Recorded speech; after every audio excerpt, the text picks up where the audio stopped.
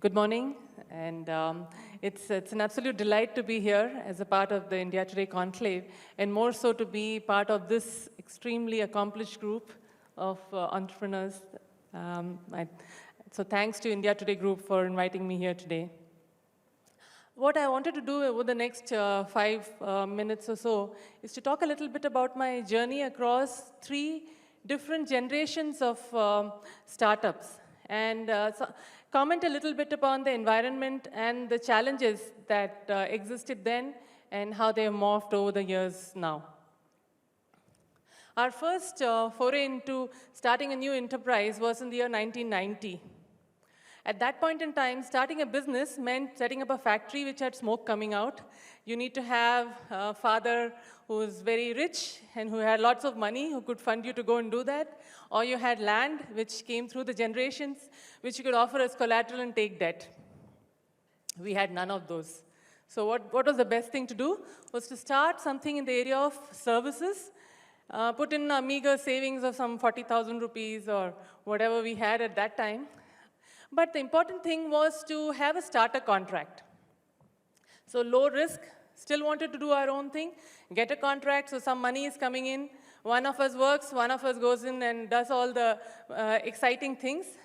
So we had a very exciting run over an 8-year period, built a fairly profitable and successful business, exited it in 1998.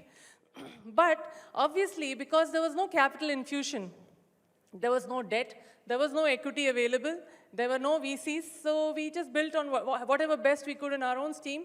Very happy with what we did, touched a lot of lives. It was in the area of IT services, networking, maintenance, and so on. Very nice little business, but it was a nice little business. It wasn't anything beyond that. I can say that very clearly now. Our next brush with startup was in 2000, when we had a lot of very successful IT companies, IT offshoring companies. Of course, Nandan is there right by my side as a beacon of what you could do in the IT services industry. So we were very excited to look at that space, but really the buzz was more about customer support. So we decided to go into that sphere with Customer Asset, which was our first BPO company. It's probably one of the first 2 or 3 BPO companies that started up in 2000. VCs had just about started, so we got a little bit of funding, we got started. But you know, the interesting thing was that at that point in time, the government had relaxed a lot of things, and starting up, especially in the export area, anything that was that could be called as a software export entity, there were a lot of support, SOPs. We could start up a company really fast, and Karnataka was really well done at that time in terms of the STP support that we got. So literally, I think we decided, and within 15 days, we were up and running. But that's where the whole challenge began, because especially in the BPO industry, there's a huge amount of infrastructure requirement, be it power, be it telecom infrastructure, be it just transporting the employees back and forth in the middle of the night, to providing them food, to security. All of that had to be done by the entrepreneur themselves. Now, I feel very proud that not only did we create a BPO industry, but we created a cab transport industry, security industry, we created catering industry. Hey, but you know what that does? That makes the entrepreneur less focused on what they are actually supposed to be doing, less profitable in the long run. And today, if you look at it, countries like Philippines and especially Philippines is doing extremely well in the BPO sector, and margins are being squeezed out of this business from India. And isn't that something that one should look forward from the government, from the state, that these kind of support structures are available? So those are some of the thoughts that we went through at that time. In 2007, then we started this company called Tutor Vista, which was to start with online tutoring to the global market, and then we started providing a number of products and services to the K-12 education sector in India. A lot of time had passed since then. Huge amount of VCs and Ps were present. There were a lot of exits that had happened. So there was a lot more of excitement in investing and waiting for the exits to happen. So we managed to raise a fair bit of money and build a very successful business. Very proud of what we did. We sold it to Pearson just recently in February. Actually, we exited. So very good, good run. And also what I see in terms of the environment, especially I live in Bangalore, it really is buzzing with startup energy. It really is. You see a lot of youngsters who are now, instead of taking up well-paid jobs, willing to get into, start something on their own in their garage. There are VCs, angels, seed funds, accelerators, incubators, you name it, they're all there. Everybody is very proud of calling them as themselves as a startup mentor or a startup incubator. Great stuff is going on. But while all of that is happening, there are certain clouds in the horizon that make people sit up and worry about it. Because, you know, why do VCs and Ps and all these people invest? Because they want to exit at some stage, okay? The whole business about investing in a startup is to have some kind of clarity that you will exit at some stage. Now, some of the things that have happened in the last few years have worried people. For instance, in the last year, I think in the budget, gave a lot of shivers to people, and still we are shivering out of that, that there could be tax implications with retrospective effect. Now you play the game and you complete the game and someone told you, hey, but you know, the rules are different. Now you got to go back, pay taxes for the last 5 years or whatever it is. That scares the entire energy out of entrepreneurs and out of the people who are funding the entrepreneurs. The second thing was about the whole angel tax. Okay, you say that as an angel investor, you put in some money and you're going to get taxed for the potential, for the difference between the book value and the market value of the investment that you're making. Now, what is the story about angel investing? You invest in 100, 5 may succeed. The other 95 are surely going to go down the drain. It's risk capital, and it has to be supported differently. Now, I work with a lot of young entrepreneurs who now look towards Singapore to go and start up. I asked them why. It's a very different story. In Singapore, an angel investor is actually allowed to write off the amount of 50% of the investment that they make from their income. They get a tax break. The other way around over here, that we get taxed for being an angel investor.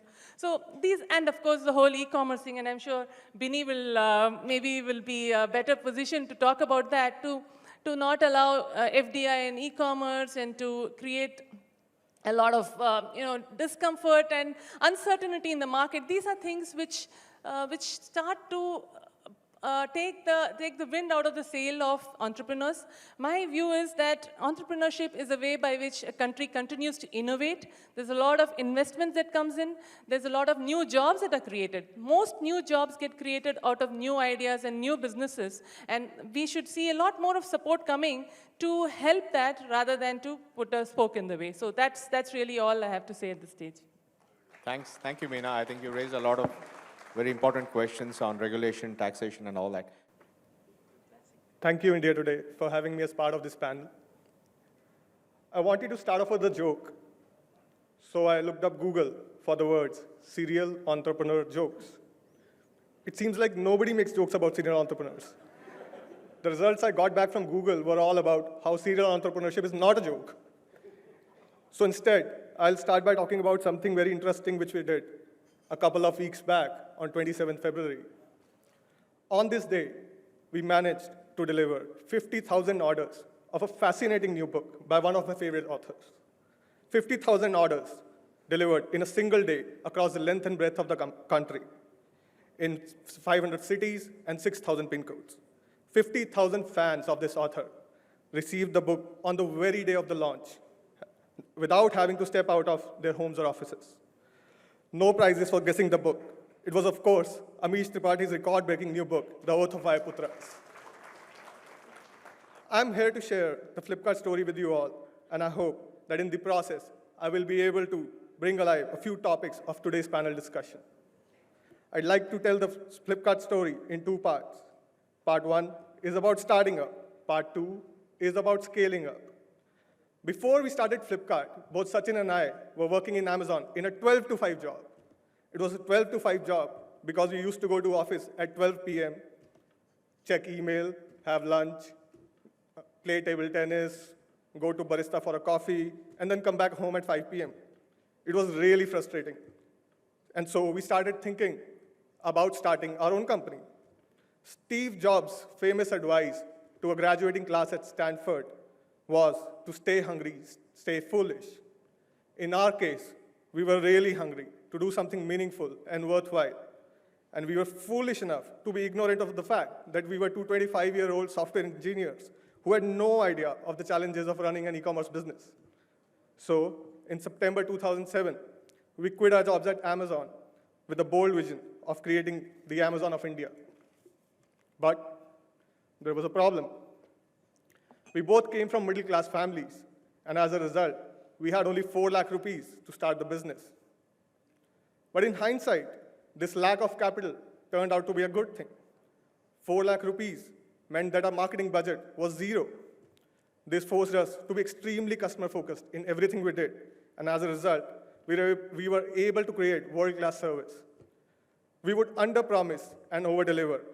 Most of our early customers became die-hard fans. Word of mouth became our marketing tool, and it was completely free and the most effective. So in 3 years, we went from 0 to 50 crores in revenue. And in 3 years, we had grown enough to challenge the well-established bookstores, and we were now giving them a run for their money. In 3 years, a couple of software engineers created a new market where none had existed before. The lesson here is that capital can help, but is definitely not necessary to build a substantial business. Vision and hard work are many times enough to achieve success. Now, to part 2 of the story. If the first 3 years were about creating a new market, the next 2 years were about expanding the market and changing the buying habits of 5 million people. In this phase, venture capital actually played a key enabling role for us. To do what we did, we needed to build a winning team. So we decided to hire people not for their experience, but for their energy and attitude. We hired people who had the hunger to create something new and who believed that there are no limits. We found all these qualities in abundance in the young Indian talent. In our country, more than half the population is below 25. So is the case at Flipkart. Our average age is in the 20s, and I'm sadly on the wrong side of the average now, having turned 30 just a few months back. So this team of young Indians executed brilliantly over the next 2 years. The results were magical. Over this 2-year period, we grew 30 times, 3,000% in 2 years. In 2 years, we went from 50 crores in revenue to 1,500 crores. And according to Nandan, our market cap went upwards of $1 billion. So what lies ahead for us? We believe that we are just getting started, and there's still a long, long way to go. We are still as hungry as we were 5 years back. And now we have a new foolish belief. In the telecom industry in India, the Indian consumer gave landlines a miss and went straight to mobile phones. We believe that something similar will happen in our industry as well.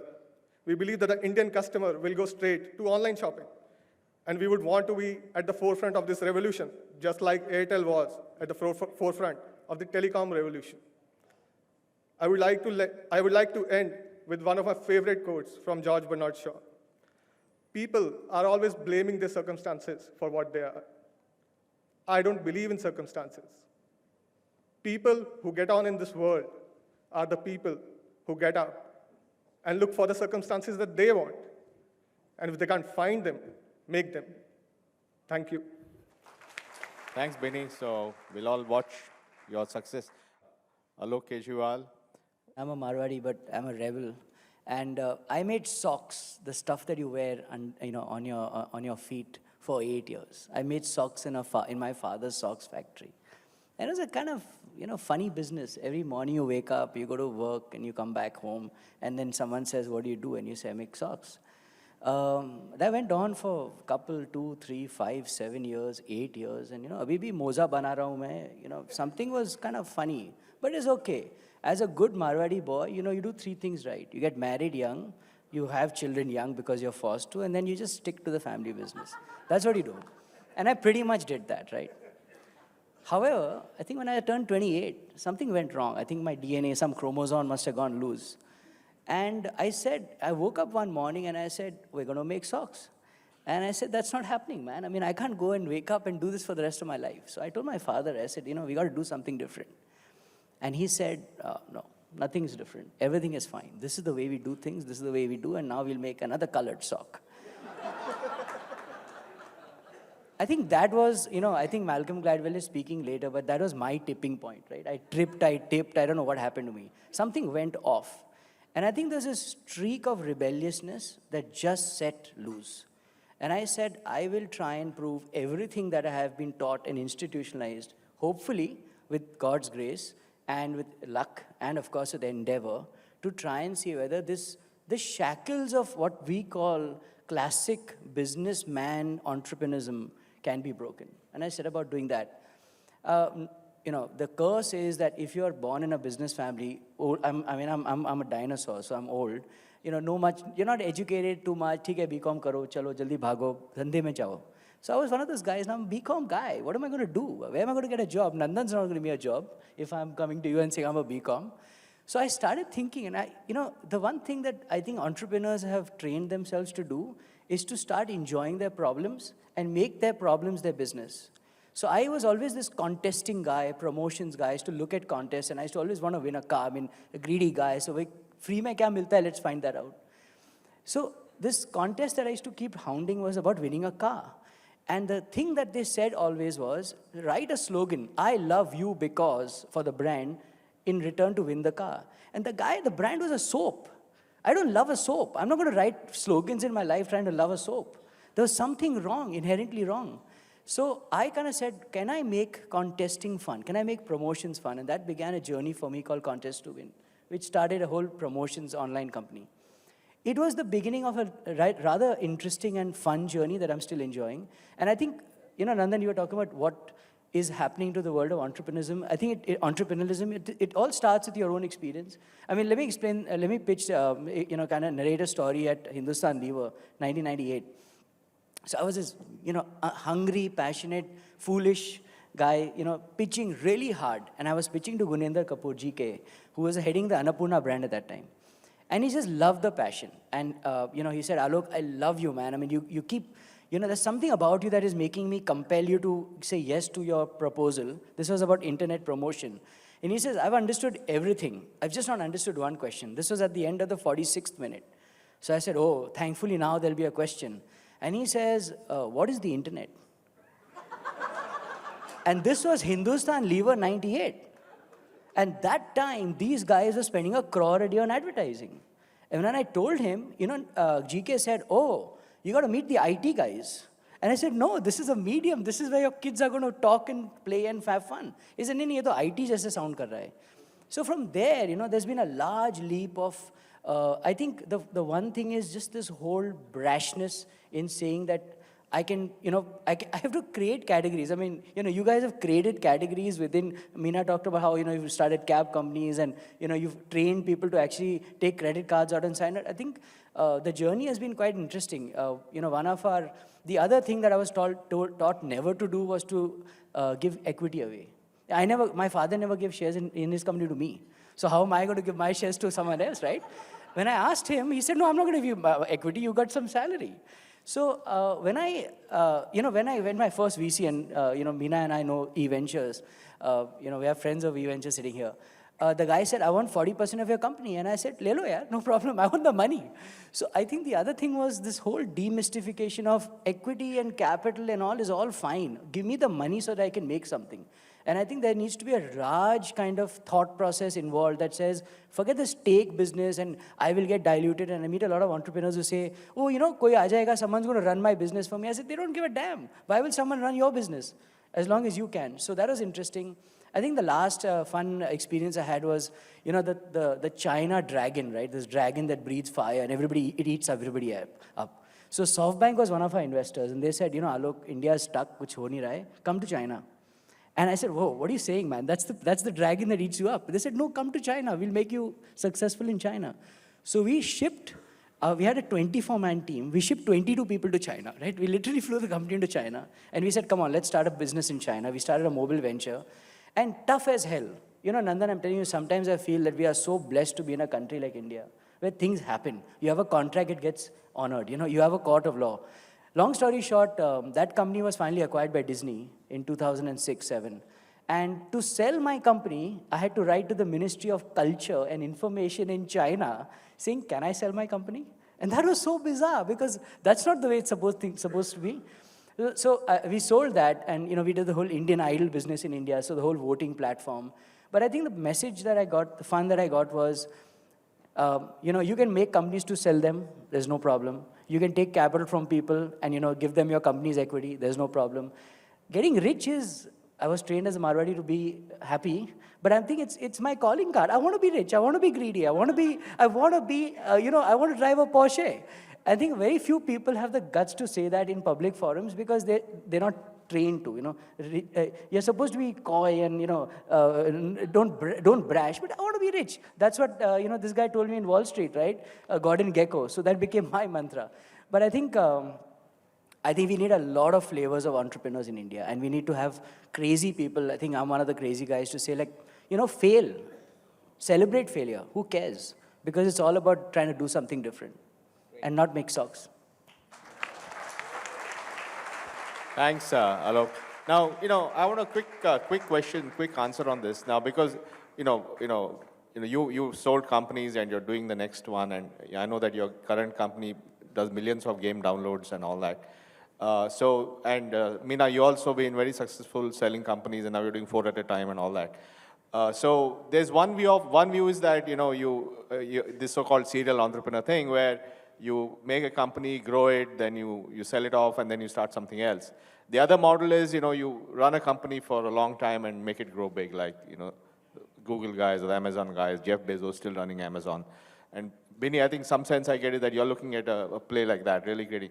So what do you guys feel about this whole, is this a sprint or a marathon? I'm not being judgments here, but what is the two styles of entrepreneurship here? I think it's a relay race.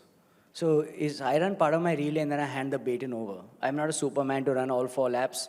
I love to flip companies. I love to get onto the new thing, call it the fact that I think the fun, it's like fashion, just start something else. And Nandan, to be honest, there's enough failures around us. Look at Groupon, right? You cannot hold on forever. There has to be the point that I have done my bit and there's someone bigger and larger than me who can take this forward.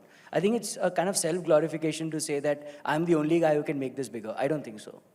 You believe in taking a company to a certain size and then... Absolutely, because someone's always got a better vision and bigger idea, at least in the space I come from, games, tech, very fast flipping idea businesses, where someone else has got the brand. I mean, my mobile company in China is much larger than it would have ever been thanks to Disney. I wouldn't have been able to manage the government in China, forget running my company. Meena, you've been also very successful at this. Yeah. I tend to agree with Alok. I think an entrepreneur, by nature, is somebody who likes the change, who likes the whole spark of creating. And I don't know whether they are the best people to build and run and scale it forever and be the guys who run $1 billion, $165 billion company. That's what I worked for when I worked for Tesco. I don't know whether I would love to do that. So each one has to do what they're best at and then hand it over to the person who takes it from there. I'm very happy that Tutor Vista is with Pearson. World's largest education company. We'll take it places, we'll take that entire concept and take it to the whole world. Great, good for the company. Binny, you seem to have a different mental model. Yeah. I think it's more of a personal thing. I think entrepreneurs, are of 2 types. I think we have a couple of them here who think differently. I think we at Flipkart think a little differently. It also sort of depends on the potential of change that you can keep making in your own company. So we believe the kind of opportunity that we have comes along in a country like India like 2-3 times in a decade. I mean, came to Infosys, came to Airtel, right? Now we have the opportunity to create something like that, and we don't want to let go of that opportunity. So we want to create a very big company. Sure. Okay, now the one more thing is, I think in this whole talk about economic democracy, I think easy entry of new entrepreneurs becomes very important because unless you have new entrepreneurs and they can do companies, then it's the same old guys. But you said that you are a rebel, family business, sock making to IT and all that. But the fact of the matter is, even today, family businesses do dominate India. So when do you see a lot more people like you who leave their traditional activities or are first generation entrepreneurs like the other two and really change the needle on creating a thriving new disruptive set of companies and entrepreneurs? Do you see that happening anytime soon, all of you? Yeah, I mean, absolutely. The supply side of entrepreneurs is completely now coming from the non-business side, which is, young guys who say, up to 30, I can try and do stuff, I think in colleges. I mean, I was telling Nandan in the speaker's lounge that in the northern India side, we see this lal batti fetish. Everybody wants a lal batti. But I think in the south, yeah, okay, Delhi maybe. But I think in the western and the southern regions, we don't have a lal batti fascination. We want my company startup fascination. On the family business side, I think they were stuck.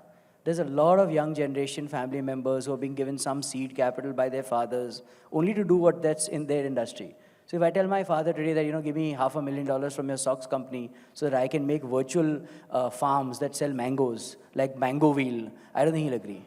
So the experiment risk capital that, grandfathers own is not going to come loose. And that's where venture capital and risk capital and seed capital needs to be.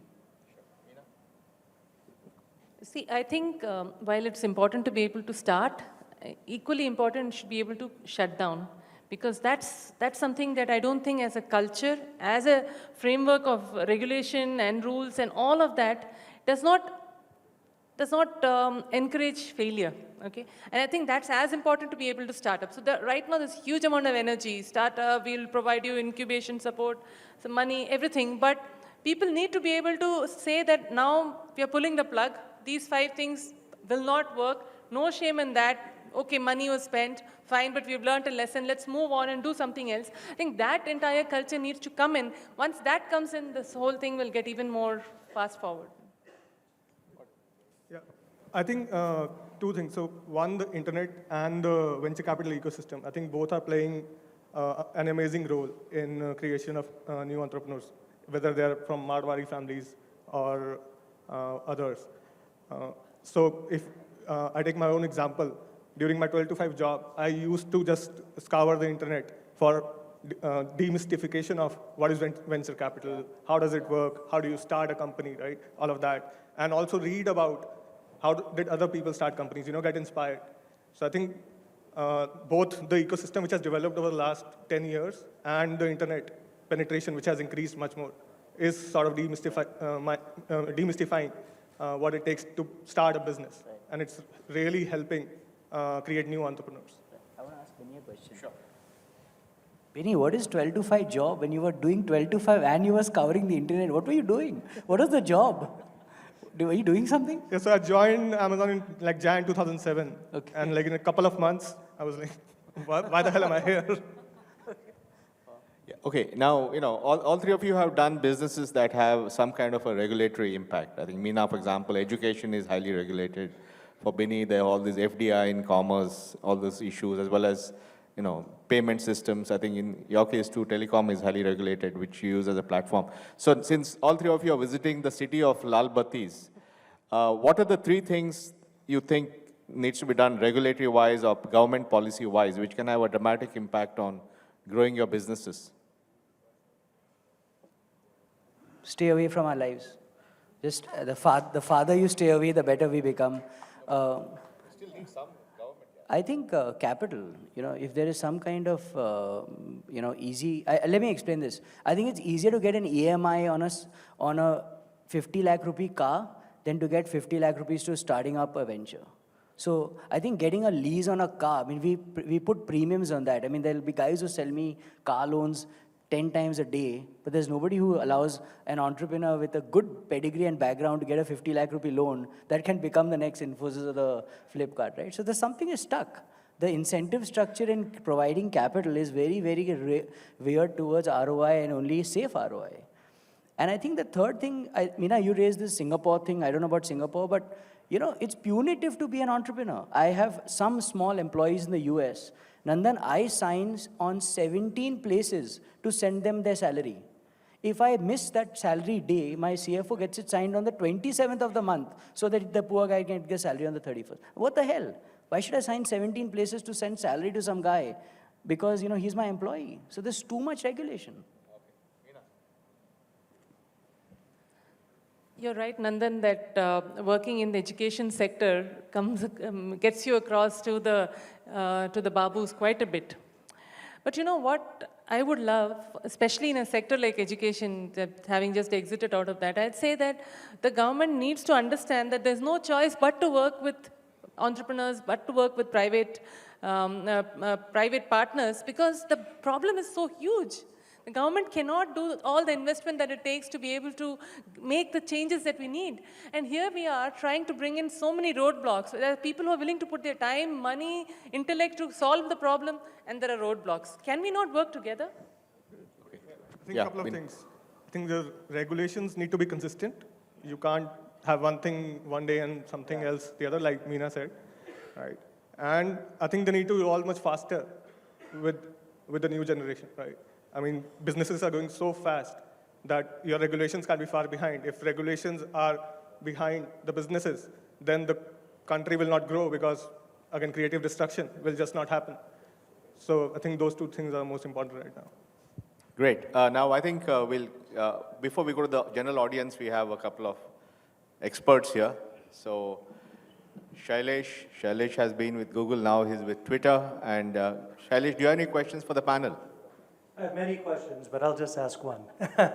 First of all, I should say, as a member of the technology community, one thing we do very well is we support each other. And so in that spirit, I should say, the most important thing for entrepreneurship to accelerate and flourish in India is to have heroes and role models. And I think we'll all agree that Nandan has been, playing that role for many of us, and we want to thank him for that. And many of you, hopefully, will be role models and heroes to future generations of entrepreneurs. But, okay, that's the nice part.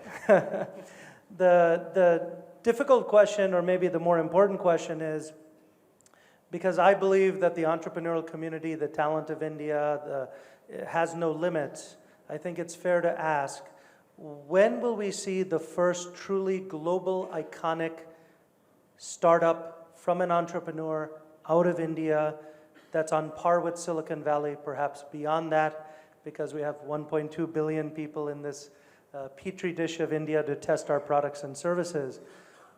What is it going to take? What will that business look like? Do you think by 2015, 2020, such a thing is possible?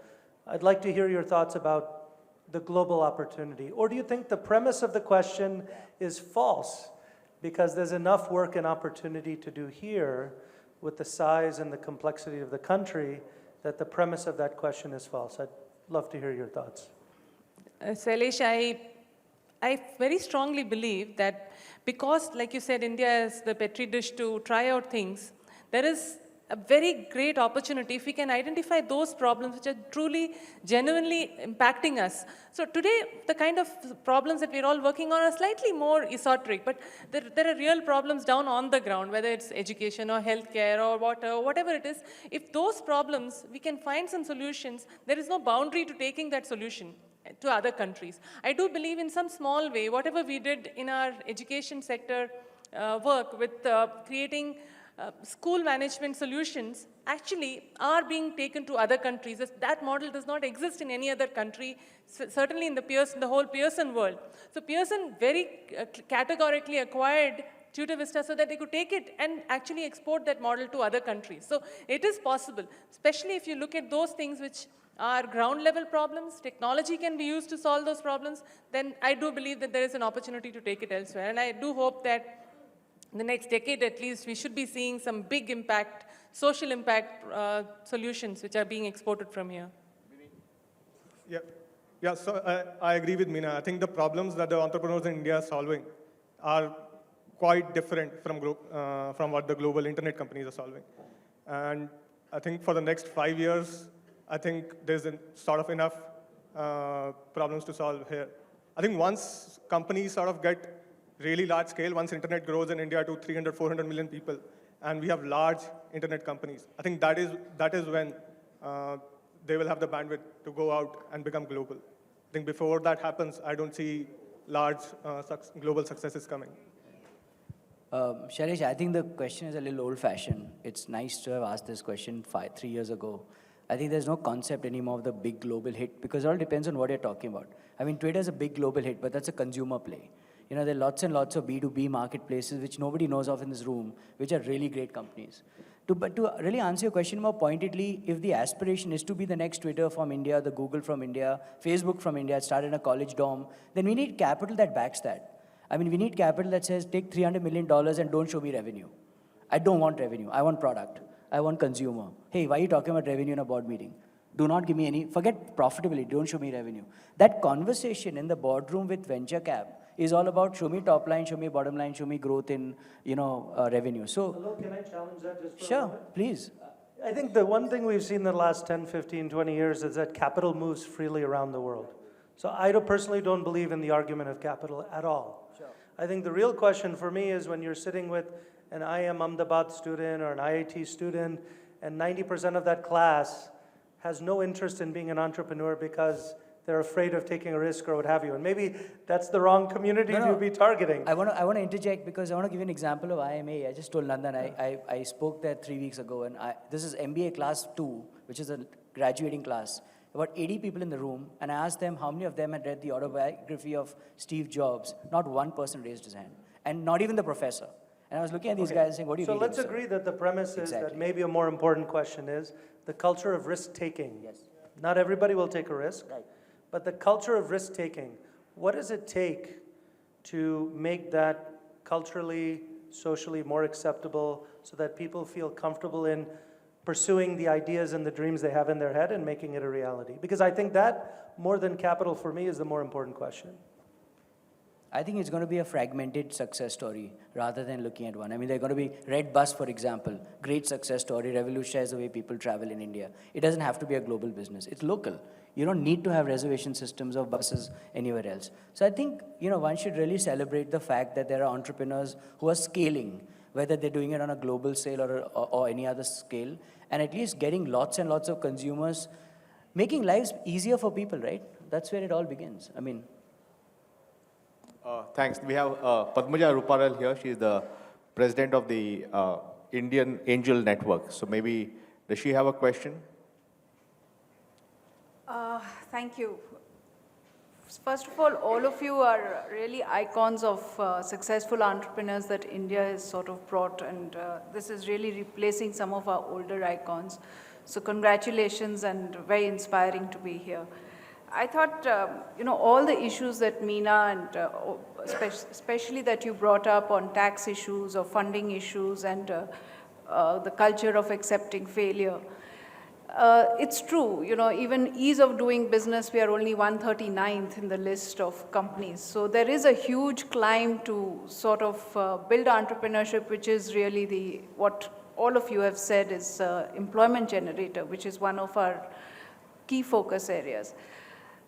Just to ask a very provocative question, is there an opportunity here that there is a national nodal collaborative initiative to really bring entrepreneurship and develop it nationally? And I don't mean like a government agency, please, though we are sitting in Delhi, but we've seen several models like a NASSCOM, like an NSDC, or a BCCI, which is sort of focused on various initiatives, right? The IT industry got a lot of impetus with the collaborative model that NASSCOM did. BCCI has picked up cricket as a cause. Is there something you feel, all of you, that there is a collaborative model which will really drive entrepreneurship and culturally create it as a career path for many of our youngsters, bring in money, tax issues or regulatory issues? Is there something there? I don't think so. I can't even imagine what that would look like. It sounds not your idea, but it itself is so complicated to bring so many things together. I mean, instead of IITs and IIMs, we need an IE, like an Indian Institute of Entrepreneurship at the best, so that at least you can make people understand failing, getting bust, So, those are subjects I wish they could teach in school. But beyond that, together at a national, maybe I'm uneducated, that's why.